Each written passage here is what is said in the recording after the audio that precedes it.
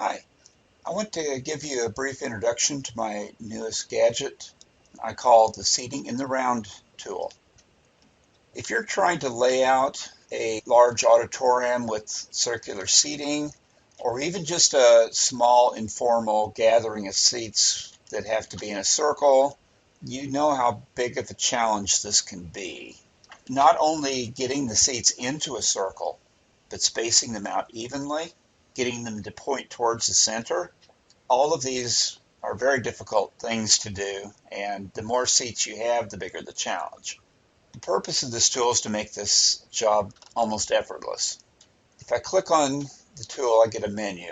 The first thing you'll see at the top is a radius equal 4.0, number of seats equal 8. This means that it's going to produce 8 seats in the circle at a radius of 4 meters. If I click the button that says Res Circle, then it will go ahead and create them. And if you look at this from the top, you'll see that it is a perfect circle and spaced evenly. The first chair will always go towards the arrow that says first seat, and the seats will be put out in a counterclockwise arrangement. All right, so I'm going to click this and clear all.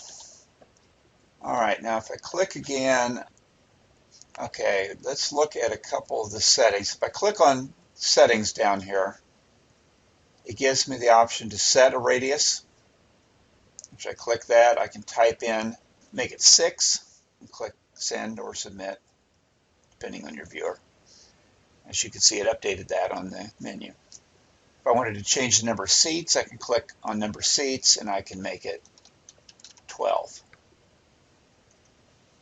It gets updated. I wanted to also show you on this, if you want to see the radius and number of seats displayed above the tool, you can click on text and it will show in floating text above that. I'll leave that on for now. Okay, I'll click back to go back to the main menu, red circle. Now I have 12 seats spaced out at a radius of 6 meters from the center. What if I want to add or remove seats? Well, that's very easy to do. I'm going to give you a demo of that. For that, I'm going to actually sit in one of the seats so you can see what's happening. If I click on Add, it will add a seat, and it updates the number of seats on the display. Let me see just a little bit on that so you can see the floating text too. Okay, so it keeps adding seats. And as you notice, I'm still sitting. It doesn't change me. It just moves all of the existing seats and adds an additional one. Same thing for remove. If I want to remove seats, it will take away a seat every time I click on the remove button.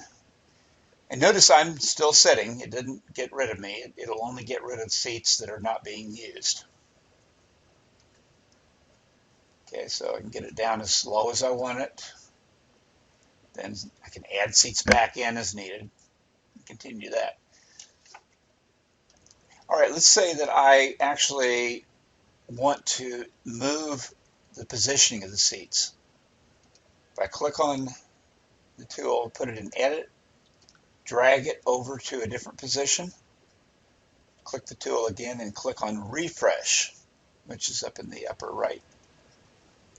Everything gets moved to that new center point. Go ahead and stand up. All right, what if I want to do a half circle instead of a full circle? There's an option called Res Half next to Res Circle. If I click that, now it'll put out however many seats I said, which is in this case 10, only instead of a full circle, it will arrange them in half a circle. Again, it's going to start with where the arrow is pointing on the tool and move counterclockwise. You can also hide the tool. Go to the settings screen and click on Hide, which is what you will probably want to do during a meeting so that it's not visible, but it's still there for you to click on. And you can always do Control-Alt-T to view the position of it if you need to click on it. Go ahead and show it again. So that's a brief introduction to how the tool works. It's pretty self-explanatory, easy to use, and I hope you'll enjoy it. In the next video, I will show you how to change the seating. Right now, it comes with the standard beanbag seat. If you want to place your own seating in there, that's very easy to do, and I'll show you how to do that in the next video.